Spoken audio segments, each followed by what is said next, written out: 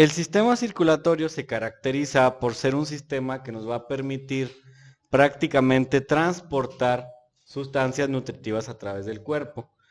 Es un sistema que se podría decir que es de movimiento, de nutrición y pues prácticamente de eliminación. Está conectado al sistema digestivo, está conectado al sistema renal y está constituido por sistema muscular. Tiene grandes componentes, son las arterias y obviamente las venas y los capilares. A eso se les llama, ¿cómo se les llama a esos? Vasos. Vasos, ¿ok? Entonces, de manera general, así es como podemos observar nuestro sistema circulatorio, miren. Charán, ese es nuestro sistema circulatorio. Sangre, ¿de qué está hecha la sangre? Plasma, eritrocitos, glóbulos blancos, glóbulos rojos, leucocitos y las placosas, las plaquetas, ¿sí? Uno de los elementos primordiales de nuestro sistema circulatorio es el corazón, porque el corazón es el que, como quien dice, es una bombita que permite la circulación de toda la sangre de arriba hacia abajo. Obviamente se apoya de otras cosas como la gravedad y las válvulas de las venas. Tenemos vasos sanguíneos de tres tipos, ustedes ya lo investigaron, son los capilares, las arterias y las venas. ¿Cuál es la diferencia entre cada uno de ellos?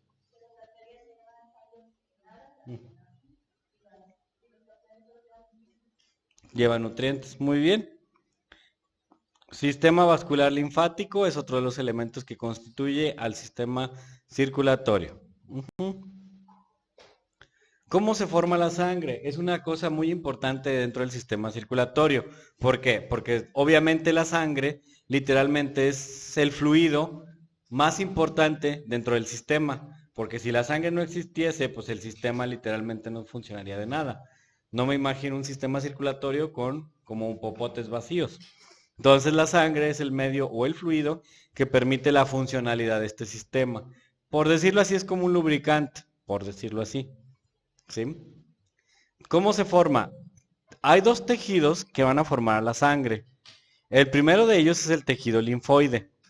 El tejido linfoide lo constituye el timo, los linfonodos y el vaso. Vaso con Z. ¿Sí? Eh, Me quedé pensando si se escribe así. El vaso, muchas personas no le encuentran una función fisiológica. Sin embargo, contiene por ahí trabéculas que se encargan de formar algunos componentes de la sangre. O sea, no es tan innecesario como lo pensamos. Y obviamente en el tejido linfoide se van a formar linfocitos y anticuerpos que son componentes de la sangre. Luego tenemos el 2, que es el tejido mieloide. El tejido mieloide está constituido por la médula ósea roja y esta va a formar leucos, granulocitos, eritrocitos y plaquetas. Van a decir, ¿por qué eritrocitos y no eritrocitas? Eritrocitos y plaquetas, ¿sí? Son los principales constituyentes. Entonces, así es como se forma la sangre. Y esta, pues literalmente va a estar por todo el sistema circulatorio. No sé si se los pregunté, pero como cultura general quizás sí lo sepan. ¿Cuántos litros de sangre tiene un ser humano? De 5 a 6. Los más grandotes, 8. Sí, varía también el tamaño, el peso. ¿Y cuánto es lo máximo que le podemos sacar a un humano? Un litro, una unidad, 500, 600 mililitros. Eso. Eso es la gente que quiero en esta clase. Pero afuera, adiós. Porque nadie debe saber más que el profe. Oigan, fíjense que antes así era, ¿eh? Por ejemplo, si un profe se equivocaba, seguramente le decía, no, usted está mal. Usted está mal, señorita. Es que ya se modificó esa cantidad. Era lo que te decían. Pero no, en realidad tiene la razón su compañera, que conoce acerca de este tipo de cosas. ¿Cuántos? ¿475? Muy bien. Y obviamente, pues es lo máximo que le puede sacar. ¿Cada cuánto tiempo? A ver.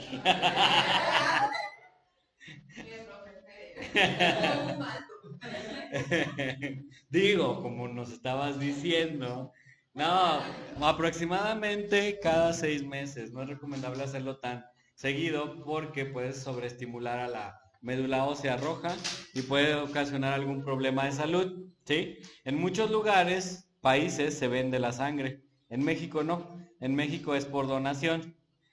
Donación, entre comillas, ¿no? Porque siempre van a encontrar personas de, necesito donadores. Ya cuando van los donadores, te pago porque ocupo la sangre, ¿no? Sobre todo los tipos de sangre que son distintos, ¿no? Por ejemplo, tenemos la A, la B, la O, ¿sí? Y en esos están los positivos y los negativos. Levante la mano, ¿quién es algún tipo de sangre negativo en este salón? También se sale. Es muy difícil. ¿Cuál? A, B negativo. Uy, sí, también está difícil ya de encontrar. A ver, levanten la mano los O positivos. La famosísima sangre universal, ya ven. Fíjense, dicen decimos los QFBs que la sangre de la perrada, así decimos. Así, no sé, así decimos. Cuando hacemos estudios, es la sangre de la perrada, porque es muy común. A ver, los A positivos. 1, 2, 3 y su profe, por supuesto. A esta sangre los químicos le decimos la sangre de los reyes. No, no es cierto. La sangre monarca. Ándele, así me sentí en la novela esa de Netflix. Con las estas del mezcal, ¿verdad? Era. Sí, tal cual. Sí soy. Sí me siento así. No, o sea, en general, bueno, esta es la forma de categorizarla. Y obviamente, con base a esto, tiene que ver con ¿cómo se llaman? Las cositas que tienen las células. Los receptores de la célula. Lo vamos a ver un poquito más adelante, pero en general, esta es la forma en la que, pues, literalmente nosotros tenemos que entender el sistema circulatorio. Y al ser la base, pues, literalmente debe de haber eritrocitos y cosas de este tipo. Entonces, estos de acá abajo, linfocitos, anticuerpos, leucocitos, eritrocitos y plaquetas, son una de las partes importantes del componente sangre. Obviamente, cada uno con características distintas, ¿sí? ¿Qué es el sistema circulatorio? Pues es una tubería, ¿sí? Literal. Es una tubería donde van a ver que van todas estas cositas, que son los que acabamos de mencionar. Glóbulos blancos, plaquetas, eritrocitos, granulocitos, neutrófilos, eosinófilos, basófilos y todo lo que termine en lófilos, casi casi, ¿sí? Y obviamente dentro de si ves lo que estamos observando aquí en la imagen, pues literalmente es el lumen puede ser un capilar, puede ser una vena o puede ser una arteria, no lo sé. Estas son las paredes, observa, y cuando hay una lesión en estas paredes que aparecen aquí, pues obviamente las plaquetas vienen y se pegan y sellan esa hendidura, ¿ok? Entonces, pues literalmente el sistema de distribución debe tener buena presión, por eso la circulación sanguínea está relacionada con la presión arterial, tiene que tener un buen bombeo con nuestro hermosísimo corazón y obviamente tiene que haber actividad física para permitir que la circulación también sea adecuada.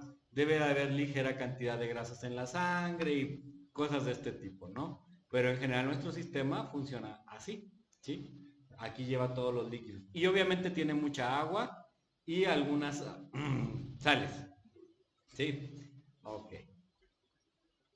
Ahí tenemos la dirección del flujo de nuestro sistema circulatorio, pasando por arterias, por capilares y por venas. Las venas se caracterizan por tener válvulas que permiten el movimiento más adecuado de la sangre. Cuando estas válvulas no funcionan o hay una mala circulación, aparecen cosas como por supuesto, la varice o la varis, dice mi tía. La varis sale porque pues la circulación está siendo insuficiente. Entonces empieza a acumular sangre que pues no está oxigenada, por eso también se pone así toda verdiosa, ¿sí? Y lo que decía su compañera, que la diferencia primordial entre arteria y capilar, bueno, la arteria es el que obviamente que lleva sangre oxigenada, El capilar lleva nutrientes, pero también lleva un poco de oxigenación. Y las venas no, por eso te la ponen azul. También otra cosa que es importante es el calibre. Muchos pensaríamos que el calibre de una arteria es súper, hiper, mega grande, ¿no? Porque le cabe mucha sangre y cuando vemos esas películas de culto y de esas donde les cortan la cabeza y les cortan las manos, pues literalmente vemos que sale una gran cantidad de sangre. Se debe principalmente a la presión y al calibre de este vaso. ¿Sí? Tenemos ahí el capilar, también vean el orificio y las venas, ¿ok? Entonces, la arteria sí lleva oxigenación y la vena no. La vena no. Y el capilar no. Ujú. O sea, no es que no tenga nada de oxígeno, sí tiene, pero no es pobre en oxígeno como tal. Por eso, por ejemplo, cuando se hacen estudios de oxigenación, se recomienda tomar la arteria. Por ejemplo, hay un estudio en clínicos, yo nunca lo tomé, lo tomaban los médicos, que se llama gasometría. A los pacientes en el hospital, para hacer una gasometría, les meten una aguja por la ingle para poder tomar la sangre arterial. Y se llena, yo lo he visto, yo nunca lo he hecho. Y se llena, pero sí en caliente, así, y tienes que quitarle y presionar para evitar el bote del émbolo. Sí, está muy bonito, pero sí da miedo. ¿Mande? Bueno, a mí en la uni, Ujú. a uno de sus De la arteria. sí, o sea, salieron llorando ahí. Sí, me imagino que la sensibilidad es mucho mayor que una vena, porque la vena está un poco más como desconectadona del sistema nervioso. Sí, me imagino que duele mucho.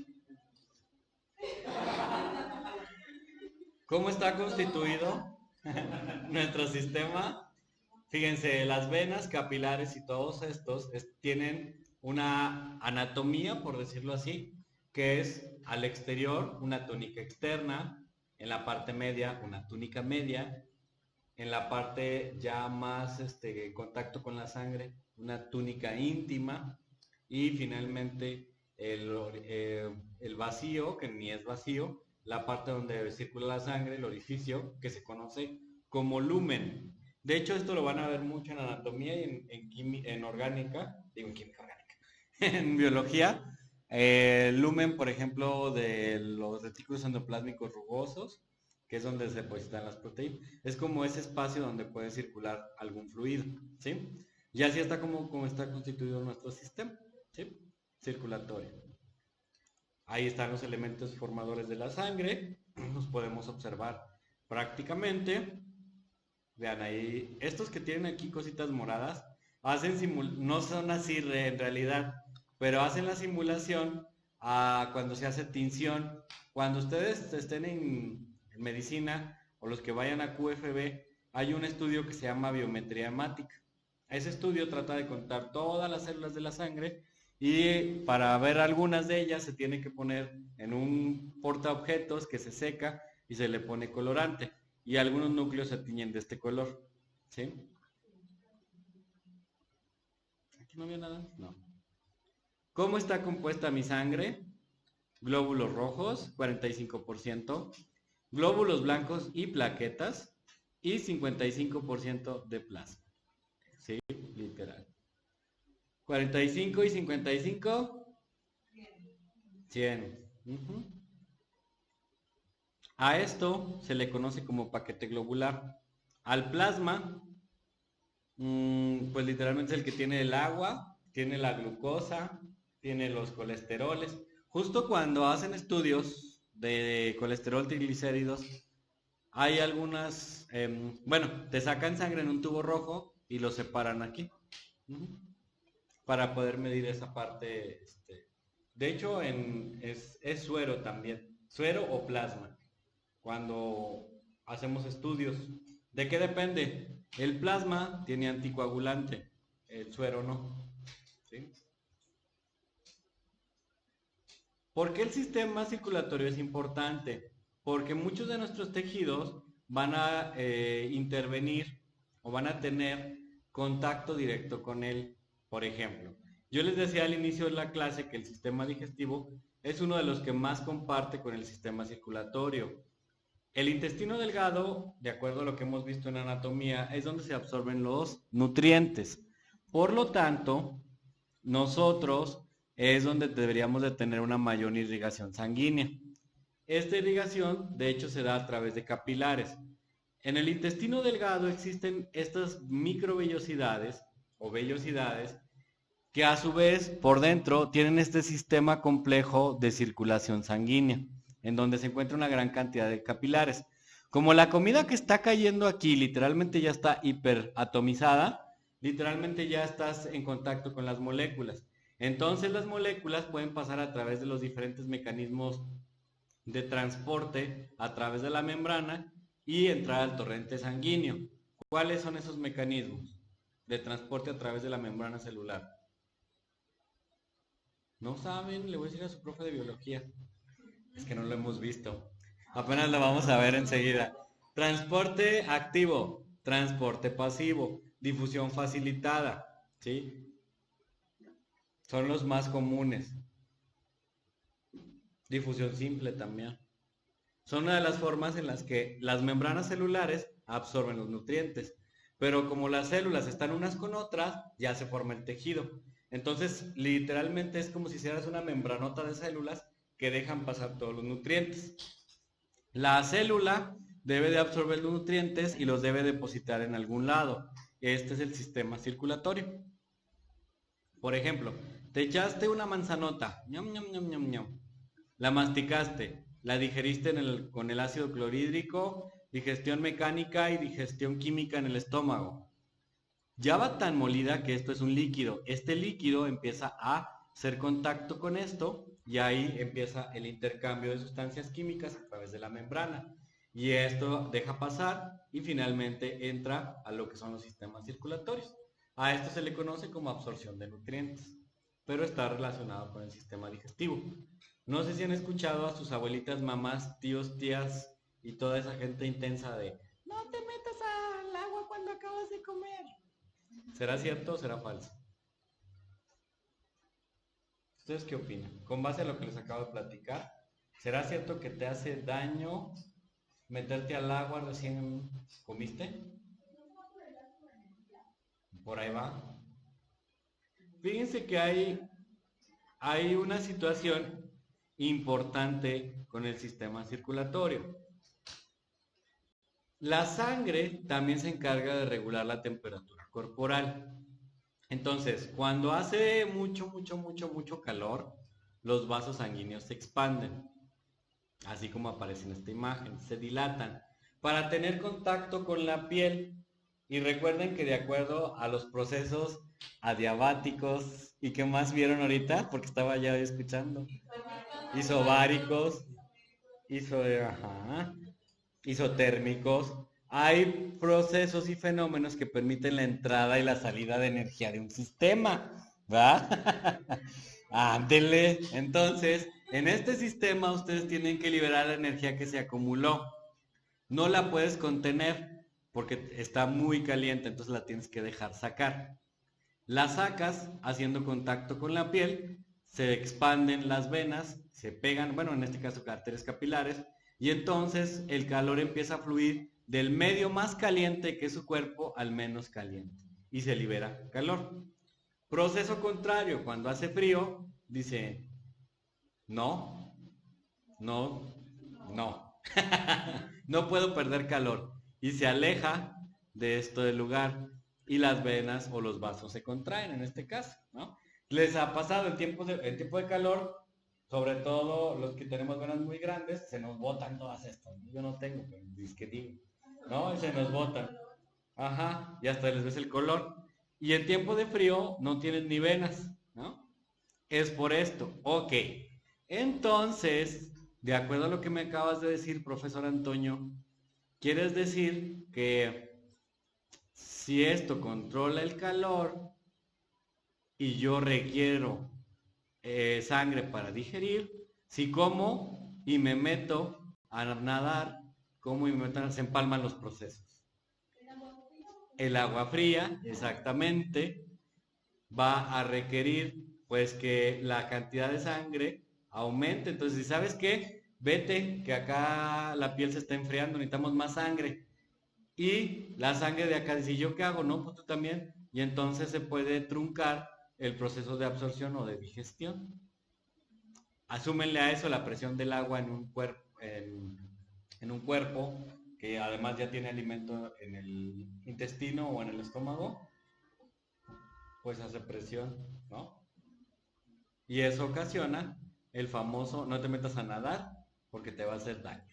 Entonces las abuelitas no están tan alejadas de la realidad, pero gracias a estos fenómenos, ¿ok? ¿Ya vieron? Física y anatomía juntos. ¡Bravo! ¿Le estabas pasando? Ya lo regresé.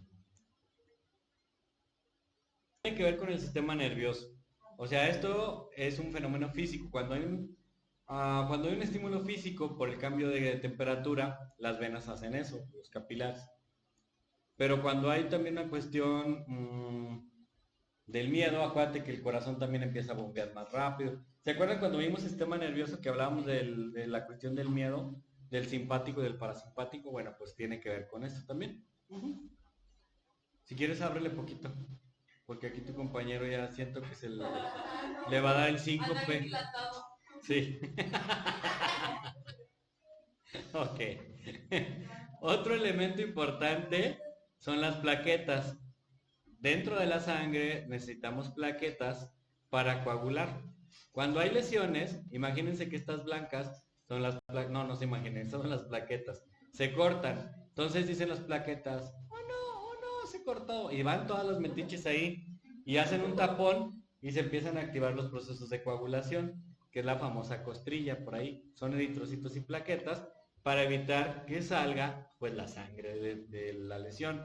Obviamente cuando son lesiones muy grandes, pues prácticamente las personas tienen más problemas. Las plaquetas tienen esa función, tapar las lesiones que puedan ser provocadas por algún objeto punzocortante pequeño, ¿no? Ya los más grandes ahí requieren de procesos mecánicos y físicos. Las células, le voy a regresar porque necesito una imagen. Otros de los elementos que vamos a encontrar en la célula son los famosos elementos que se forman a través de la hematopoiesis. Déjenme, voy a las diapositivas de biología porque por ahí en la mañana vi que había una que me gustó.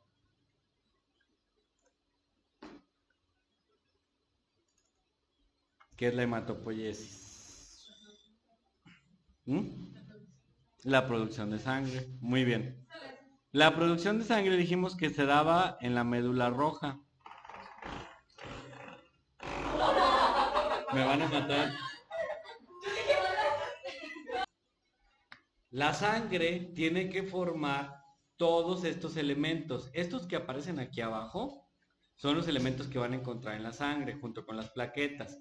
Entonces, ¿qué es lo que ocurre? Bueno, en las células de nuestro cuerpo existe una línea que se llama línea de las células pluripotentes. Ellas eligen dos caminos, o escogen ser órganos o escogen ser pues prácticamente células de la médula roja, son células madre. Entonces, una sola célula pluripotente se diferencia en lo que son los ancestros progenitores linfoides. Estos se van diferenciando en células precursoras T o en células B, que son los linfocitos B. Y bueno, una vez que los precursores T son madurados, se forman las naturalezas de las células asesinas. No sé si las conozcan. Células natural killer, de naturaleza asesina. Son las que se encargan de eliminar las infecciones. Y se forman las células T, también involucradas en el proceso inmunológico. Luego el B, el precursor B, da origen a lo que son las células como células de memoria, los neutrófilos, basófilos, eosinófilos y monocitos. Y otra célula, el progenitor mieloide, ¿se acuerdan que lo vimos ahorita? Da origen a lo que son los eritrocitos y las plaquetas. Sí, literalmente un megacariocito se suicida para dar origen a las plaquetas. Es una célula que adentro forma plaquetas y luego dice ¡pum! Y el pum, pum, pum, pum, pum. Y se liberan las plaquetas. Y ya, así es como se forman las células. ¿Qué pasó? Ok, ya que explicamos esto de la diferenciación celular, que era esto, viene otro proceso. La sangre tiene que tener factores de regulación y de coagulación. Esto es lo que ocurre cuando se lesiona un vaso de una manera pequeña, ¿sí? O sea, que no necesita una cirugía o un apoyo mecánico. Se lesiona el vaso y entonces, ¿qué creen? El vaso dice, me hago pequeño, hace una vasoconstricción y las plaquetas de la sangre se pegan en la lesión.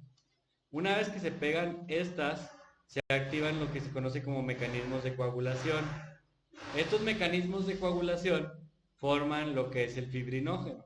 El fibrinógeno, junto con algunos otros factores como la tromboplastina y los factores 12, los factores 11, 7, 9, 8, prácticamente dan origen al factor 10, activan la trombina, que es como una gelatina que se pega a las plaquetas y permite que el coágulo se forme y haya una estabilización de la sangre. Entonces, ¿por qué? Porque si pierdes sangre, aunque sean mililitros, el sistema detecta y dice, tienes una caída en la presión arterial, ¿sí? Por ejemplo, cuando ya hay lesiones como balazos de los sueños del profe y como estas cuestiones, pues prácticamente hay que presionar y hay que aumentar la presión. Y cuando pierdes mucha sangre, ¿qué se hace? Una transfusión, ¿sí? Pero en realidad así es como se debe de controlar todo esto de la coagulación. ¿Ok? Así es como se da. Coagulación. También el sistema circulatorio, les dije que estaba conectado con los riñones. Aquí están las pirámides renales, ustedes ya lo saben de sus clases de prepa, ¿sí? Y estas, pues literalmente son las que se encargan de la filtración. Aquí adentro, ¿qué hay? Glomérulos. Muy bien, están los glomérulos, que veremos más adelante, que se encargan del proceso de filtración. Entonces, pues literalmente tenemos una arteria renal que se encarga de irrigar y sacar y meter líquidos. Y tenemos una vena renal que nos permite también sacar desechos, desoxigenar, etc.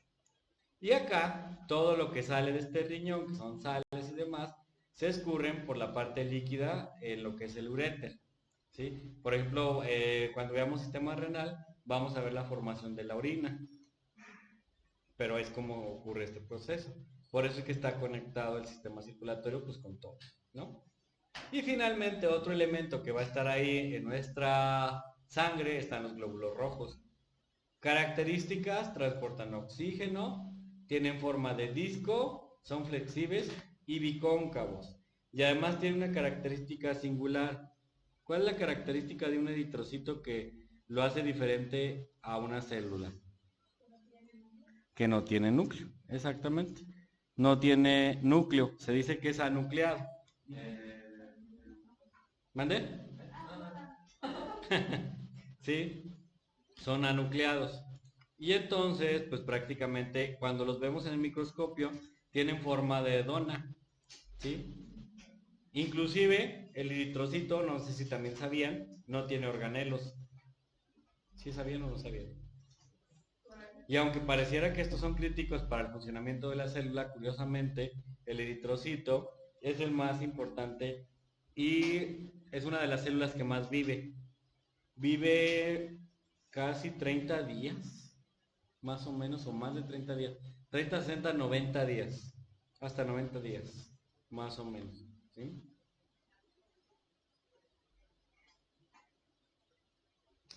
¿Qué más?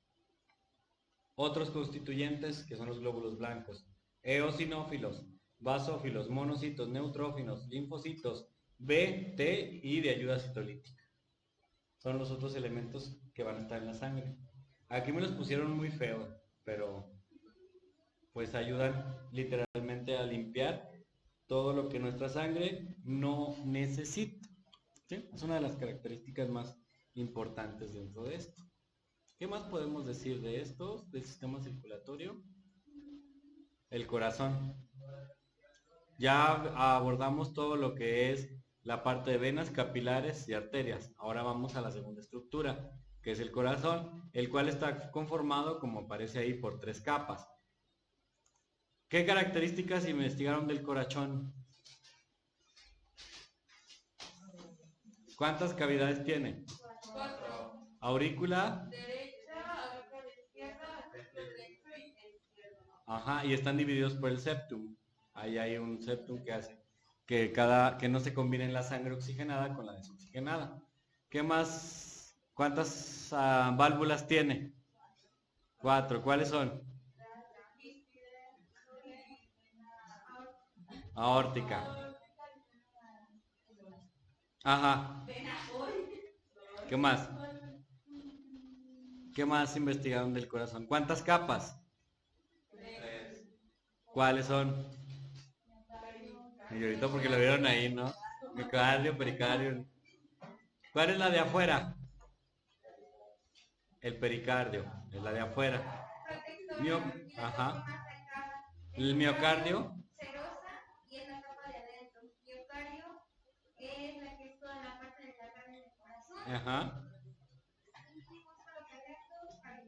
Cardíaco. El miocardio tiene una característica. ¿De qué tipo de tejido está hecho? ¿De qué tipo de tejido está hecho el miocardio? Tejido muscular liso. Muy bien. Porque acuérdense que es el que ayuda a la contracción. ¿Sí? Entonces son las 3 capas primordiales dentro del corazón, 4 cavidades. Otra característica que tiene el corazón es que va a tener la aorta y las venas pulmonares y por atrás, ¿cómo se llama? La cava ascendente y la cava descendente. Ascendente y descendente. Superior e inferior también. Ajá. Y estas tienen mucha diferencia en lo que es la circulación mayor y la circulación menor. Por eso es que les pedí que la investigaran para que fueran ubicando espacialmente lo que vamos a describir del corazón. ¿Sí? Pero creo que el día de hoy no vamos a alcanzar. Entonces, la siguiente clase continuamos con la descripción de la parte del corazón y nos apoyamos en un poco de lo que investigar. ¿Sale? Entonces, le dejamos por ahí.